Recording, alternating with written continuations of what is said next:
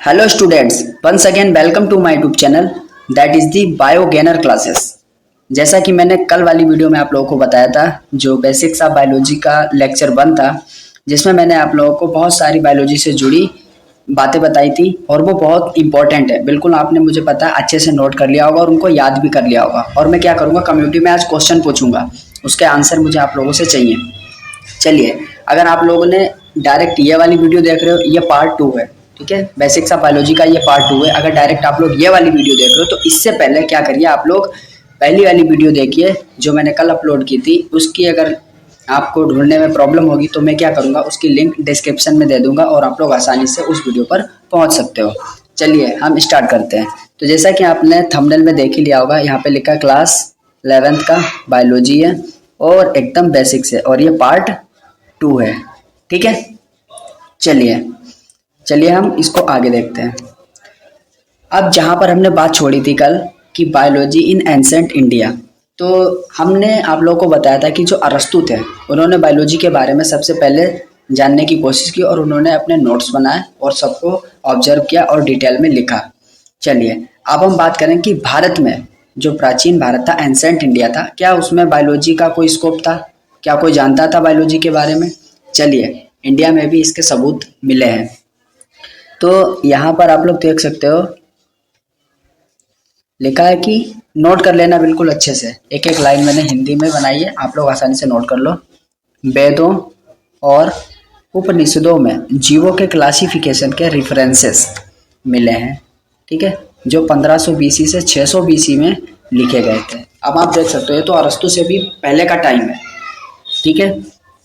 तो इंडिया में भी क्या है कि जो वेद और उपनिषद थे उनमें भी जो एनिमल्स होते हैं उनके क्लासिफिकेशन के क्या है कि रेफरेंसेस मिले हैं, ठीक है, मतलब नोट्स मिले हैं, जो भी लिखा हुआ था डेटा वो उनको वेदों में मिला है, ठीक है। इंडिया में बात हो रही है। फिर वैदिक लिटरेचर में लगभग 740 प्लांट्स और 250 एनिमल्स को मेंशन किया गया है। अब आप देखिए कि इंडिया में भी ऐसा नहीं है कि अरस्तु डायरेक्ट मतलब बायोलॉजी के बारे में सोचने लगे। हमारी इंडिया में भी कई सारे लोग पहले से बायोलॉजी को जानते थे, इसीलिए तो लोग इंडिया के बारे में जानना चाहते थे। चलिए अब हम देखते हैं अपनी नेक्स्ट क्लिप में क्या लिखा है। अब यहाँ पर आप लोग देख सकते हो, लिखा है कि few significant references in old literature, ठीक है। तो पहला जो उपनिषद है वो है छंदोग्य उपनिषद, ठीक है, छंदोग्य उपनिषद। यहाँ पर एनिमल्स को 3 कैटेगरीज में क्लासीफाई किया गया था। देख सकते हो इतना पुराने समय में भी क्लासिफिकेशन हो चुका था। पहले थे जीरज, दूसरे थे अंडज और तीसरे थे उपजा, ठीक है। जो जीरज थे वो विविपेरस थे। अब अगर आज जब मैं आपको बायोलॉजिकल क्लासिफिकेशन पढ़ाऊंगा, जब आप मॉडर्न क्लासिफिकेशन भी देखोगे ना तो उसमें भी हम विविपेरस ओविपेरस पढ़ते हैं। जो विविपेरस होते हैं ये क्या करते हैं, डायरेक्ट बच्चों को जन्म देते हैं जैसे कि मैमल्स, और जो ओविपेरस होते हैं ये क्या होते हैं, अंडा देते हैं पहले, फिर उसमें से बाद में बच्चा निकलता है। तो बर्ड्स हो गए, रेप्टाइल्स और इंसेक्ट्स और वॉर्म्स, ठीक है। उपजा ये वेजिटल ओरिजिन के होते हैं, स्मॉल एनिमल्स होते हैं, ठीक है, जो सेक्सुअल रिप्रोडक्शन करते हैं, ठीक है। नोट कर लिया इतना सब। चलिए सुश्रुत संहिता, अब एक बड़े इंपॉर्टेंट वेद मान सकते हो या कुछ भी मान सकते हो, सुश्रुत नाम के वेद थे जो अभी मैं इनके बारे में डिटेल में आपको बताऊंगा। सबसे पहले समझ सकते हो ये एक दूसरा है उपनिषद, ठीक है। यहाँ पर ऑर्गेनिजम्स को 2 ग्रुप्स में क्लासीफाई किया गया, ठीक है। पहला है स्थावर और दूसरा है जंगम। जो स्थावर है इसमें इमोबाइल मतलब ना मूव करने वाले लाइक प्लांट्स को रखा गया, और जो जंगम है इसमें मोबाइल ऑर्गेनिजम्स को रखा गया, ठीक है, जो मूव करते थे, ठीक है, लाइक एनिमल्स को। चलिए बिल्कुल नोट कर लेना, मैं आपसे बार बार बोल रहा हूँ, इतने अच्छे नोट्स कोई नहीं प्रोवाइड करेगा और बेफिक्र होकर इन नोट्स को आप अपनी कॉपी में लिख लीजिए। आगे एमएससी तक काम में आएंगे आपके ये, ठीक है। नीट का पेपर दोगे ना तो एक ही बार में सिलेक्ट हो जाओगे। इतने ऑब्जेक्टिव क्वेश्चन मैं आपको 11th में ही करा दूंगा। यहाँ पर देखिए सुश्रुत को, अब देखिए सुश्रुत की बात आएगा, सुश्रुत को फादर ऑफ सर्जरी कहा जाता है, ठीक है। सेकंड क्यों कहा जाता है, अभी मैं आपको एक चीज दिखाऊंगा। ये डेड बॉडीज पर ह्यूमन एनाटॉमी की स्टडी करते थे, ठीक है। जैसे पहले राजा होते थे तो क्या होता है, जिन आदमियों को फांसी वगैरह दी जाती थी तो ये राजा से रिक्वेस्ट करते थे कि उनकी जो बॉडी है मुझे दे दो, मैं उस पर अपनी स्टडी कर लूँगा। ठीक है, तो ऐसा ये करते थे। ये मैं नहीं कह रहा हूँ, ये सब पहले लिखा हुआ है ना, तो उसी में सब बातें लिखी गई हैं, तो वही सब बोल रहा हूँ। इन्होंने नोज की सर्जरी की जिसे राइनोप्लास्टी, और मोतियाबिंद की सर्जरी जिसको हम ऑप्थेल्मिक सर्जरी कहते हैं। ठीक है, मोतियाबिंद को अंग्रेजी में कैटरेक्ट्स कहते हैं। ये लिखा है कैटरेक्ट्स। इन्होंने ब्लड को प्यूरिफाई करने के लिए लीच का यूज किया। लीच जानते हो, एनालिडा होता है, जैसे आपने जोक देखी होगी। ठीक है, और एक लीच होती है।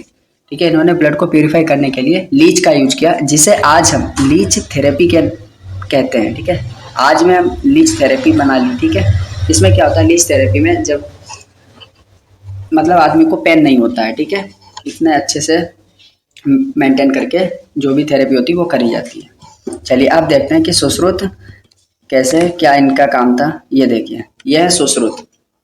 इन्होंने देखिए उस टाइम में भी क्या किया, ये आँख की सर्जरी कर रहे हैं, मोतियाबिंद की सर्जरी कर रहे हैं। चलिए अब हम अपने नेक्स्ट पॉइंट को देखते हैं। तो यहाँ पे लिखा है कि वैदिक टाइम में 2 अश्विनी कुमार थे जिन्होंने मेडिकल साइंस और आयुर्वेद के बारे में बहुत कुछ बताया। अश्विनी कुमार, ठीक है, इन्होंने मेडिकल साइंस और आयुर्वेद के बारे में बहुत कुछ बताया। और एक थे धन्वंतरी, गॉड ऑफ मेडिसिन कहा जाता है। अब हमारे यहाँ दीपावली से पहले एक त्यौहार होता है धनतेरस। लोग क्या कहते हैं कि उस पर धन खर्च करो, ढेर सारा इधर से मतलब बर्तन लाओ, ये लाओ वो लाओ। लेकिन जो धन्वंतरी थी, जो गॉड ऑफ मेडिसिन है, ये कहती थी कि अगर आपका स्वास्थ्य अच्छा है, ठीक है, तभी आप मतलब धनवान है। इसलिए कोटेशन भी है, हेल्थ इज वेल्थ, स्वास्थ्य ही सबसे बड़ा धन है। लेकिन त्योहार में क्या हुआ, पैसे खर्च करो बर्तन लाओ। ठीक है, हमारे यहाँ तो सब ऐसे ही होता है। चलिए मैं आपको दिखा भी देता हूँ धन्वंतरी। ये देखिए, ये थी धन्वंतरी। ठीक है, गॉड ऑफ मेडिसिन। चलिए पीछे का पॉइंट है, अब देखिए बड़ा इंपॉर्टेंट पॉइंट है, सेरेंडिपिटी। सेरेंडिपिटी का मतलब होता है एक्सीडेंटल डिस्कवरी। ठीक है, सेरेंडिपिटी। अब अगर आप इसको हिंदी में भी लिखोगे ना तो भी अकस्मात खोज आ जाएगी, अकस्मात खोज। ठीक है, सेरेंडिपिटी। तो सेरेंडिपिटी याद कर लो, यह एक साइंटिफिक मेथड से एसोसिएट होती है। जो सेरेंडिपिटी होती है ये साइंटिफिक मेथड से एसोसिएट होती है। इसका मतलब अचानक से होने वाली डिस्कवरी, या हम कह सकते हैं एक्सीडेंटल डिस्कवरी, अर्थात हम खोज कुछ और रहे थे और मिल कुछ और जाता है। ठीक है, और जो टर्म सेरेंडिपिटी था इसको दिया था होरेस वेलपोल ने 1754 में। Louis Pasteur said that chances favour the trained mind. इस कोटेशन को बिल्कुल याद कर लेना, इतनी इंपॉर्टेंट कोटेशन है। अब देखो, 2 तरह के लोग होते हैं, एक तो जो हमेशा मेहनत करते रहते हैं, तो किस्मत भी उन्हीं का साथ देती है। अचानक से किसी दिन कोई ऐसा काम हो जाएगा जिससे वो दूर दूर तक उसका रिश्ता नहीं था, और फिर वो उसके लिए फेमस हो जाएगा, इतिहास बन जाएगा उसके लिए। अब जो मेहनत ही नहीं कर रहे तो किस्मत उनका साथ क्या देगी। तभी लुइस पास्चर ने कहा था chances favour the trained mind. ठीक है, जो मौका होता है, जो अवसर होता है, वो ट्रेंड माइंड को ही ढूंढता है। अब सबसे बड़ी सेरेंडिपिटी क्या थी, जो फ्लेमिंग्स थे उनकी डिस्कवरी थी पेनिसिलिन की। अब एक साइंटिस्ट थे अलेक्जेंडर फ्लेमिंग, तो उन्होंने जब एंटीबायोटिक की खोज की थी पेनिसिलिन की, तो ये सेरेंडिपिटी थी, मतलब एक्सीडेंटल डिस्कवरी थी। जबकि वो केवल बैक्टीरिया को कल्चर कर रहे थे और कुछ अपना अलग काम कर रहे थे, लेकिन उन्होंने एंटीबायोटिक बना दी। कैसे बनाई, चलिए हम इसको समझते हैं। अब देखिए, यह है अलेक्जेंडर फ्लेमिंग। ठीक है, तो अलेक्जेंडर फ्लेमिंग रोजाना का काम था इनका, अपने लेबोरेटरी में जाते थे और वहां पर अपने बैक्टीरिया को कल्चर करते थे। ठीक है, अभी मैं आपको दिखा रहा हूँ, ये देखिए,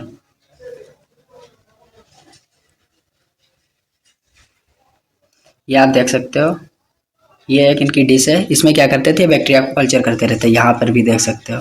ठीक है, और इनके हाथ में भी है, और अपना वहीं पर स्टडी करते रहते थे। अपनी लैब में आते थे और स्टडी करते रहते, सुबह जल्दी आ जाते थे। तो ब्रेकफास्ट के लिए इनकी एक सेक्रेटरी थी, लैब की सेक्रेटरी, जिनका नाम था मैरी। वो इनके लिए ब्रेड लाया करती थी। इससे क्या होता है, ये दिन भर अपना काम करते रहते थे। ये है मैरी। ठीक है, इनको आप देख रहे हो, ये है मैरी, इनकी लैब सेक्रेटरी। ठीक है, और ये है अलेक्जेंडर फ्लेमिंग। तो हुआ क्या था उस दिन, जब कि ब्रेड लाई थी तो ब्रेड ऐसे ही इन्होंने टेबल पे रख दिया। ठीक है, ध्यान से सुनना। जबकि ये काम कर नहीं रहे थे। और उस समय क्या होता था, जब सेकेंड वर्ल्ड वार युद्ध हुआ था तब उसमें क्या होता था, लोग जब तलवार से घायल हो जाते थे, भाला से घायल हो जाते थे, तो सीधे टिटनेस हो जाती थी और मर जाते थे। लेकिन उस टाइम में कोई नहीं जानता था कि टिटनेस क्या होती है और उसका इलाज क्या है। तो जो अलेक्जेंडर फ्लेमिंग थे, जब ये अपनी लेबोरेटरी में बैठे थे और इन्होंने, जब ये मैरी थी, ये ब्रेड का टुकड़ा लाई और वहाँ पे रख दिया टेबल पे। और अचानक से हुआ क्या कि इसमें जो एक फंजाई होती है, जो ब्रेड में मोल्ड लग जाता है, वो फंजाई होती है पेनिसिलियम नोटेटम। ठीक है, तो ये फंजाई क्या हुआ, जो इनकी पेट्री डिश थी जिसमें ये बैक्टीरिया को कल्चर कर रहे थे, उस पर जाकर ये गिर गया। फिर इन्होंने क्या देखा, थोड़ी देर बाद भाई क्या, अरे मेरा बैक्टीरिया तो खत्म हो गया। फिर इन्होंने फिर से उस स्लाइड को माइक्रोस्कोप में देखा। माइक्रोस्कोप में देखा तो इन्होंने देखा कि बैक्टीरिया की कॉलोनी तो डिस्ट्रॉय हो रही है। ये कैसे हो रही है? तब इन्होंने देखा कि कोई है, ये यहाँ पर एक फंजाई है जो इसको डिस्ट्रॉय कर रही है। फिर इन्होंने ब्रेड का टुकड़ा लिया जिसमें वो फंजाई थी। फिर इन्होंने उसको माइक्रोस्कोप में देखा, देखा कि सेम फंजाई है। तब इन्होंने देखा कि अच्छा, ये फंजाई जो है कुछ ऐसे केमिकल्स रिलीज करता है जिससे बैक्टीरिया की कॉलोनी डिस्ट्रॉय हो सकती है। अब जो टिटनेस था वो भी एक बैक्टीरिया से होता है, स्टेफाइलोकोकस से।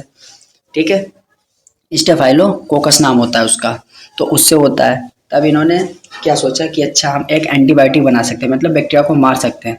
तब जाके जो है इन्होंने एंटीबायोटिक तैयार करी थी। ठीक है, उसी दिन से फ्लेमिंग की जो पेनिसिलिन थी वो फेमस हो गई। और ये उससे रोज ब्रेड मंगाया करते थे मैरी से कि जाओ फंजाई वाली ब्रेड लेकर आओ, तो उनका नाम भी मोल्डी मैरी पड़ गया था। तो स्टोरी अगर अच्छी लगी हो तो वीडियो को लाइक कर दो और चैनल को सब्सक्राइब कर दो। चलिए आगे की नोट्स कंटिन्यू करते हैं। अब देखिए, डिस्कवरी ऑफ वैक्सीन। एक और महान साइंटिस्ट एडवर्ड जेनर, अपने आप दादाजी से पूछना कि एक बहुत पुराने समय में, ठीक है, काफ़ी साल पहले की बात है कि एक बीमारी चला करती थी, स्मॉल पॉक्स वायरस की बीमारी थी।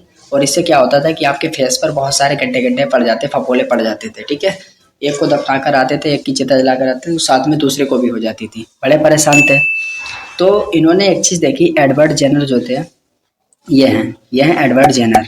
ठीक है, इन्होंने सोचा कि जो दूध देने आते हैं, जिनके यहाँ गाय हैं, क्योंकि गाय को बीमारी होती है काउपॉक्स की।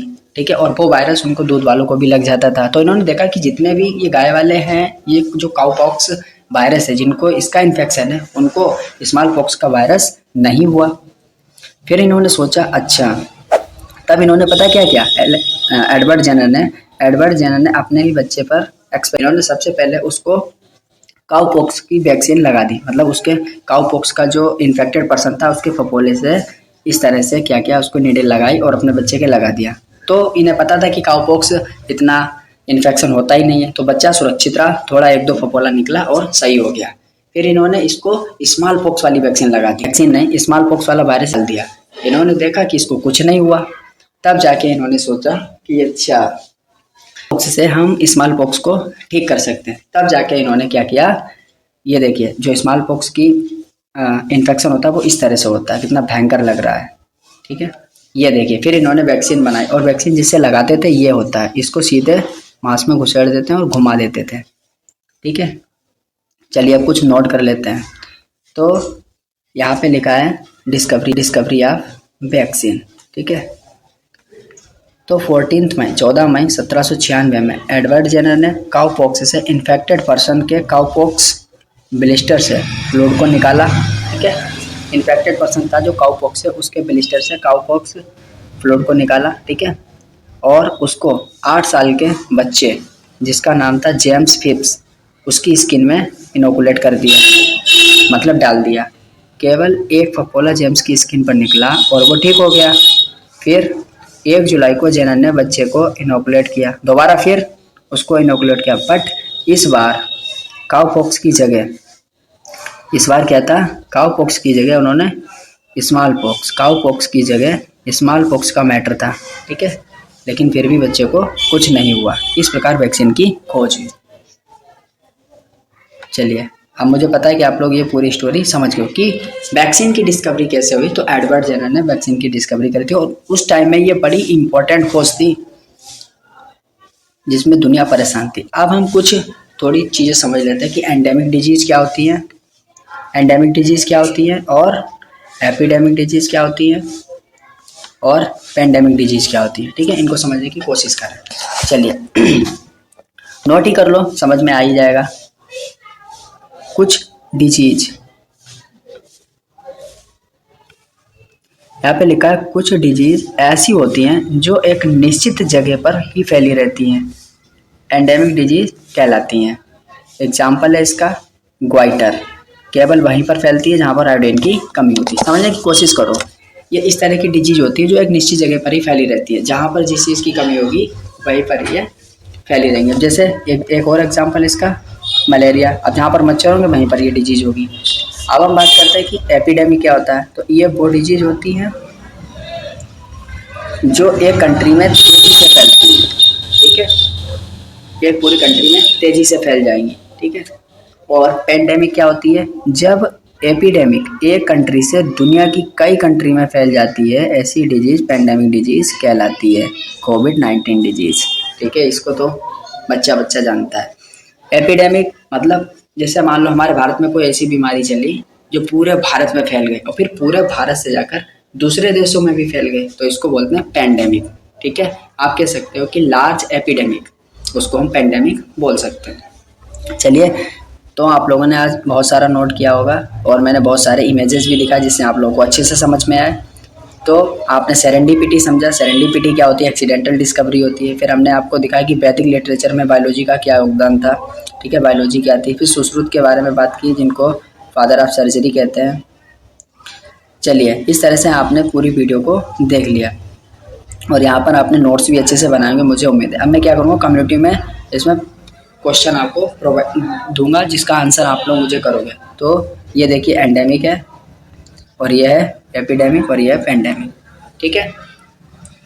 यहाँ पर आप देख सकते हो एंडेमिक का मतलब कुछ पर्टिकुलर एरिया में, जैसे यहाँ पे देखिए, यहाँ पे है, यहाँ पे है, यहाँ पे है, ठीक है। और एपिडेमिक इस कंट्री से तेज़ी से फैल रही है।